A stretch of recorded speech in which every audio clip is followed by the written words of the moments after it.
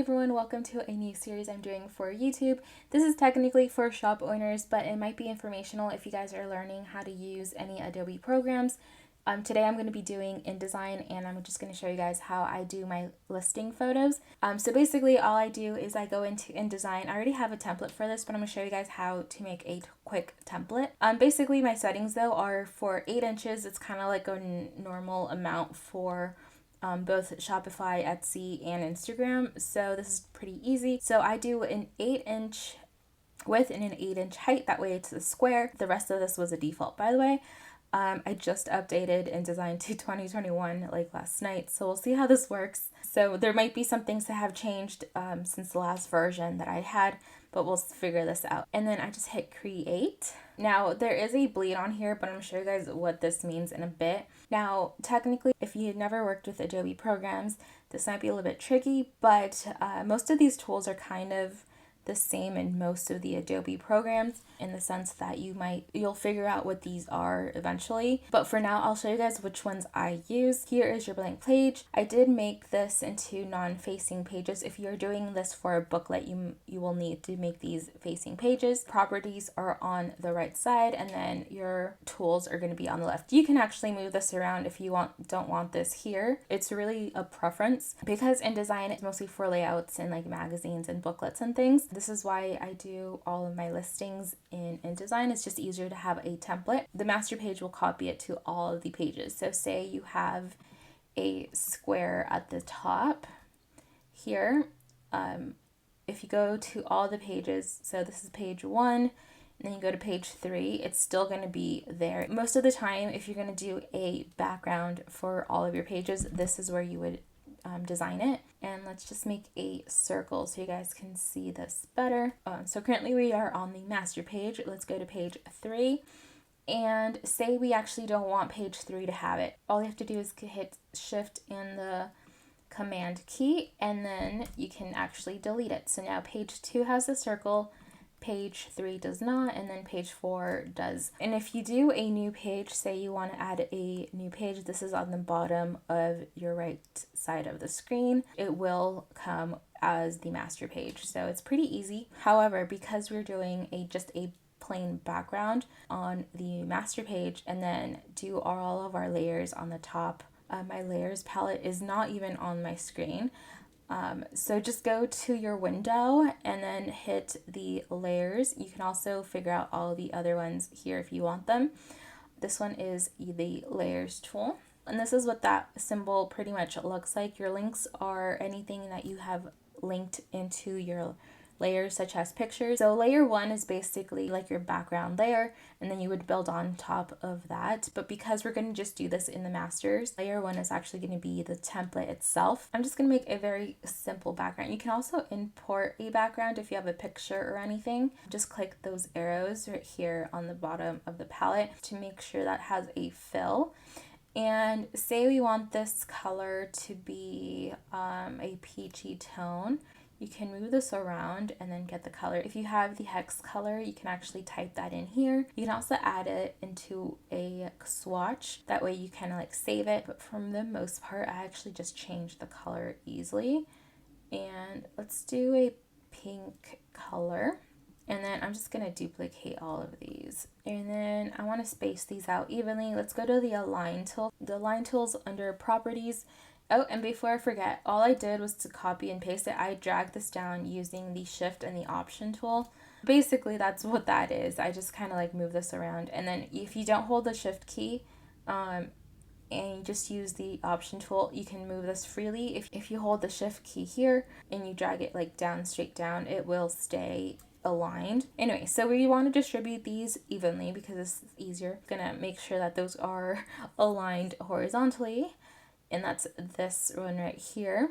Obviously, this might be different if you're going to do something else, but we're going to distribute the spacing. Just click the distribute spacing, and now these are all evenly spaced out, which is pretty easy. And then I'm going to bring down the opacity of these. Actually, let me group these first. So to group these, just go Command G, and that groups those. And then for under the appearance, I'm going to make these into like a 50% opacity. And then we're going to just go to the first page. And in our layers, I'm just going to go and name this stickers. And then I'm just do a new one. And then I'm going to name this one text. And we're going to add in our listings here. So I'm just going to go to the rectangle tool and I want to make a rectangle here. And then go to the Command D. Now, I actually screenshot all of my listings. It's just easier for me to do this. So I'm going to bring in the sticker kit, which is this, the Peppermint Penguin mini kit. And I'm just going to bring that in. Now, obviously, this is not centered or anything. You can bring in the direct file, but if you're working in Silhouette, you're going to have to export that into a JPEG. But again, I just do a screenshot real quick. It's just easier this way. That way I could just delete the screenshots afterwards and I don't have extra pictures. And then if you are on the selection tool, you can move this around, but we're going to move the page inside it. So you can double click to move the page, or you can go to the direct selection tool, which is the keyboard shortcut A. The regular selection tool is actually V. That way you can switch things out real quickly. I usually just double click for the most part. And what I'm going to do is I'm going to move this around to make sure that the page that I want is in focus. And it looks like I'm trimming this down. So this is just an easy way to do it. And there it is. But right now we're actually in the normal, so you can kind of see all like the extra lines or anything. If you go to preview mode, this basically is what you're gonna end up with. Say we don't want the stroke, you can just delete that or hide it. And there is page 1, and then let's do this for page 2. I'm just gonna move this around and then hold just shift key to add that to the page and make sure that it is centered on there. Now, if you guys know how my listings actually look like, they're just kind of like rotated a little bit. So I'm just going to rotate those a little. And then we have 2 pages here. Now, you can actually leave this and then just center, but we're going to do something else to this. And I'll show you guys what I do personally for listings. So I actually have another layer on here, and then I'm just going to make a rectangle, and then with the pen tool, go to P, which is this one. I'm just going to add in an anchor point. So once you see that little like plus sign, make sure you select this, add a point, and then go to the direct selection, and then you can move this into a flag. And that's kind of like what I do for my listings. That way I can like differentiate between them. I'm just going to name this flag before I forget, and then go to the text layer and then add in a text. So let's just write mini kit. Bring out the text, and I just literally just hit Command T and the character palette came out. You can also change the way your workspace looks like. So let's do typography, because now we're adding text, and we're selecting the text tool, and let's make this into 30, and let's make the text white, and then let's pick out a font. Let's choose this one.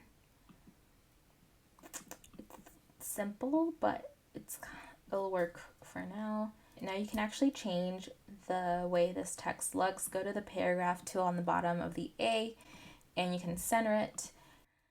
Let's make that into 35 though. Now none of this matches. Now what we want is actually to change this before we go on to the next page for this. So hit the mini kit flag section, and then click the eye, or you can go to the eyedropper tool here, hit I, and then make sure that the fill square is actually selected first. And then let's just make this a darker blue, and then we want a lighter blue for the background. That way it doesn't take away from anything. So I'm going to select it from one of these. And then we have this one. So I'm going to copy the hex code here, And then we're going to just go to the master layer, and then I'm going to click that and then replace it with the blue color. Now we have something like this, which actually makes a little bit more sense for the kit itself, and you can just easily change this color every time you have a different version. Now I actually have some drop shadows on mine. So say we want to do a drop shadow but you don't know where it is, go to the help and then type in drop shadow. It'll show you where it is. If you can't find it, it's actually under object and effects, and then just click that and it'll pop up. So you can actually see a preview of it if you click the preview option. Obviously this is way too harsh, but you can change the angle of this on the screen here. So say we just go to the 65, that way we have the shadow coming in. You can change the distance. I'm gonna leave the distance like that, but I'm gonna make the opacity like 5% because we just want a faint shadow. We don't want it to be like super harsh. Actually, 5% does not show up. Let's make this 8. Yeah, 8% looks fine. So then we're going to do the same thing for the next one. Now we have a mini kit. Now say we want this, but to save this, but we also want to do a base kit because we don't want to change the text every time. Make sure you have your page selected, go to the lines here at the top, and then duplicate your spread. You can also drag, and you can rearrange the order just by dragging the pages, by the way.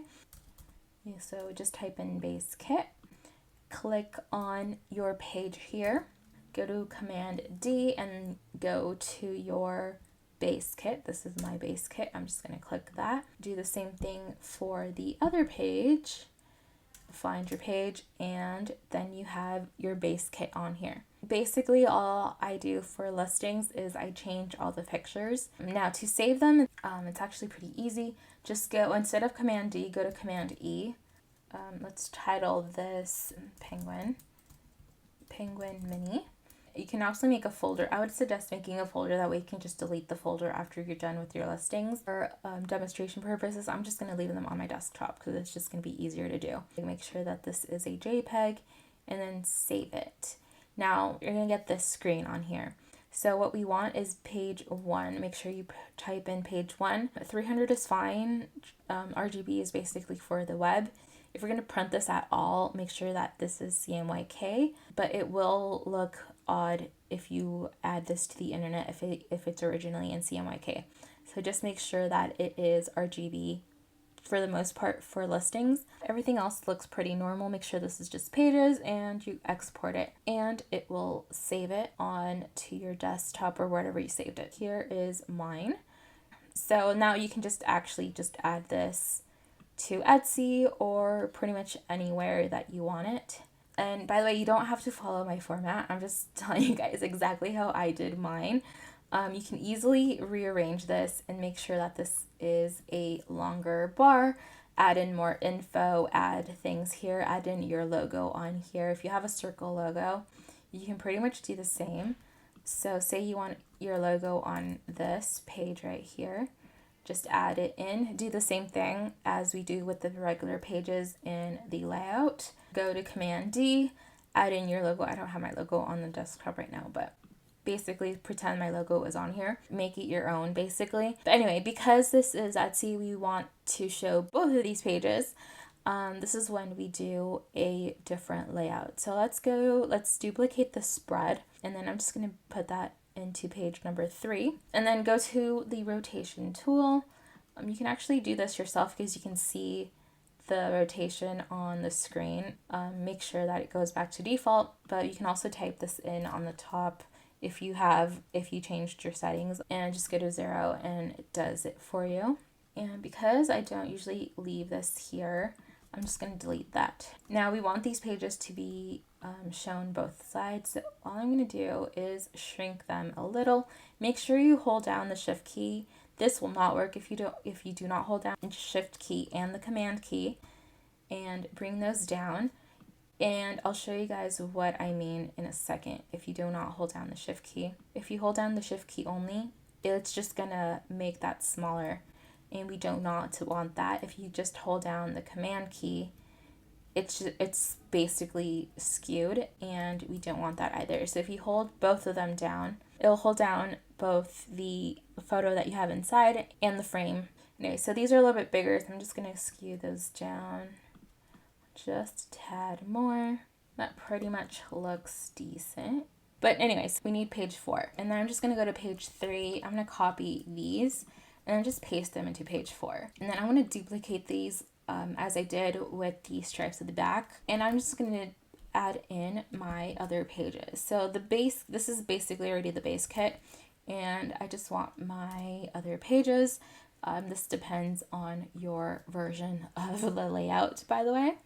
But what I do is I just made a layout here, and you can move these around as you wish. So say you just want to show them like this, rotate those, and then send that to the back, and actually find it in the object tool, go to arrange, and then either bring to the front or send it to the back. And there's the shortcuts are actually on here. If you type this as the shortcut, it'll do the same thing.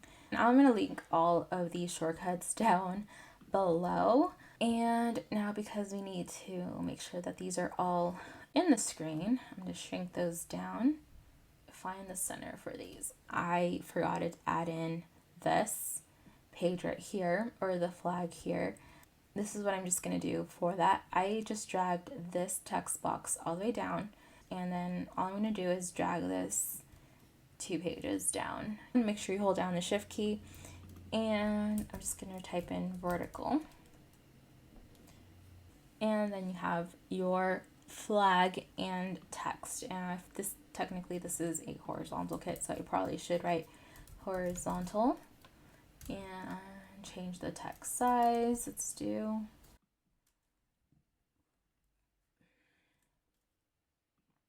and you're done with that. So honestly, this is what takes like the longest to do when you're doing the first initial layout. Let's duplicate the spread though, and we want to make this into 0. You can't select both of them at the same time. I literally just tried. It like blanks out, so just make sure that they are correct. And what I do with this one is I just kind of like lay them out, shrink them down, and you have all of your pages together. Technically these are out of order, so you might want to change that order. It's just easier if I do it with the line tool and then just delete the pages that you don't need. And you're pretty much done with those pages. So here's what we've done so far. We have a first page, which is the mini kit. The second page is the base kit. The third page is both the mini kit and the base kit, where you can see both the pages, which would technically be like page 2 in your listings. I just do them that way. You can also just, keep page 3 and not do a page 1 and page 2 like the way I did it. Page 4 is basically like a 4-page like spread for your listings, and where you kind of like group them together and lay them out. And then you have page 5, which is, you can see them all, the details of the pages together. And that's pretty much it. You can just keep going on there. So say this would be your deluxe kit. You just kind of like duplicate page 4. But right now I'm just going to leave it at this. If you guys have any questions or anything, please don't hesitate to ask, and I'll try to help you guys. Also, if you guys notice, everything else pretty much stayed the same. If you guys notice, like there is a drop shadow on here because we copied and pasted it. If we had made a new box, you would have to do the drop shadow all over again. Alright, so hopefully this helps you guys figure out how to do listings in InDesign. Honestly, this is just the easiest way to do it. Once you kind of like do this, you can easily just add in other kits as well. So let me do an example with a different kit. And if you guys notice, I'm going with the normal files, which is why it's taking a little bit longer to import. Once these files get to really big files, it just takes so much more time. So this is the reason why I just do screenshots. And let's do this and make sure the background is that tan color.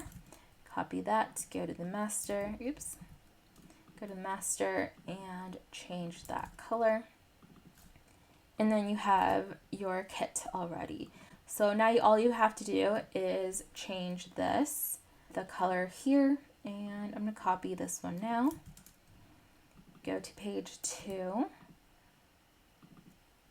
type that in real quick, and then change the base kit, which is this one.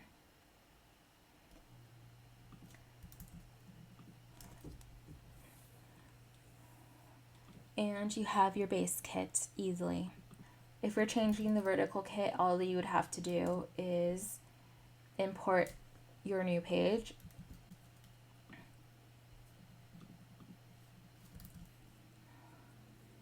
And this just makes this easier to do. Obviously this is a vertical kit, so I'm just gonna type in vertical, and you're pretty much done. And make sure you just save this into your pages. So when you export this, again, this is why I said make a folder, but for, you know, demonstration purposes, I'm not going to do that. So I'm just going to do winter mini, save that, page 1, export. Let's do winter base, which is page 2, save that. And then you have all your pages. So this is the base kit, this is the mini kit. That's basically how I do all of my listings. It's just so much easier to have this in a layout and then just save it as a picture, because all I have to do is import the either original file or, you know, a screenshot of it. If you guys have any questions, let me know. I might have gone really fast. I might have forgotten something. I know that for a fact, but the keyboard shortcuts will save you guys a lot of time instead of going through like the windows and, you know, trying to find certain things. Alright everyone, so that is it for this video. Thank you for watching, and if you guys have any questions, please leave them down below. I know that I might have gone fast in some places because I tend to do these so fast sometimes, so if you have any questions, let me know. I will try to clarify them in the comments. I might have skipped a few like tools because I forgot to like explain them, but for the most part this is pretty much an easy way to do listings, and that's how I do them. If you want me to go over anything else in any of the Adobe programs, let me know in the comments down below as well, and I will try to do some more tutorials. So this is the first of many, and hopefully you guys like these. So that is it, and I'll talk to you guys next time. Bye everyone.